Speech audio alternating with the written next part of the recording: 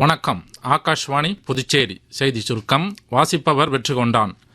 இந்தியாவின் சந்திராயன் 3 திட்டத்திற்கு இந்த ஆண்டிற்கான கொடாட் ஆஸ்ட்ரோநாட்டிக்ஸ் விருதினை அமெரிக்க வான்வெளி தொழில்நுட்பம் மற்றும் விண்வெளி ஆய்வாளர் நிறுவனம் வழங்கியுள்ளது.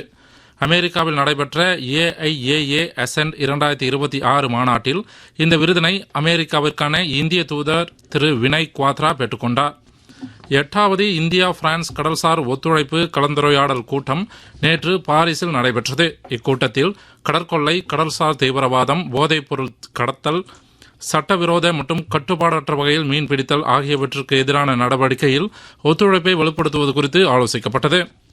தமிழ்நாடு முதலமைச்சர் திரு ஜோசப் விஜய் தலைமையிலான அமைச்சரவை இன்று மேலும் 2 அமைச்சர்களுடன் விரிவுபடுத்தப்படுகிறது. விடுதலை சிறுத்தை கட்சியின் திண்டிவன தொகுதி சட்டமன்ற உறுப்பினர் திரு வன்னியரசு மற்றும் இந்திய யூனியன் முஸ்லீம் லீக் கட்சியின் பாபநாசம் தொகுதி சட்டமன்ற உறுப்பினர் திரு AM ஷாஜகான் ஆகியோர் அமைச்சர்களாக இன்று பதவியேற்கின்றனர். மத்திய அரசின் பிரதம மந்திரி சூரிய வீடு மின்சார திட்ட பயனாளிகளுக்கு கூடுதல் மானியமாக 30,000 ரூபாய் வழங்க புதுச்சேரி அரசு அனுமதி அளித்துள்ளதாக தெரிவிக்கப்பட்டுள்ளது. இத்திட்டத்தின் மூலம் ஏற்கனவே மானியம் பெற்ற பயனாளிகளுக்கும் இனி சூரிய வீடு அமைக்க உள்ள பயனாளிகளையும் சேர்த்து முதல் 13,000 பயனாளிகளுக்கு இந்த கூடுதல் மானியம் வழங்கப்படும் என்று புதுச்சேரி மின்துறை தலைவர் மற்றும் கண்காணிப்பு பொறியாளர் வெளியிட்டுள்ள செய்திக்குறிப்பில் தெரிவிக்கப்பட்டுள்ளது.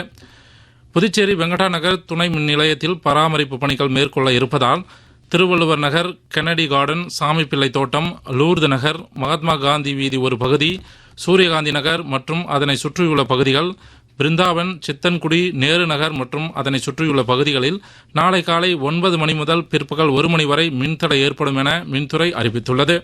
இத்துடன் இந்த செய்தி சுருக்கம் நிறைவு பெறுகிறது.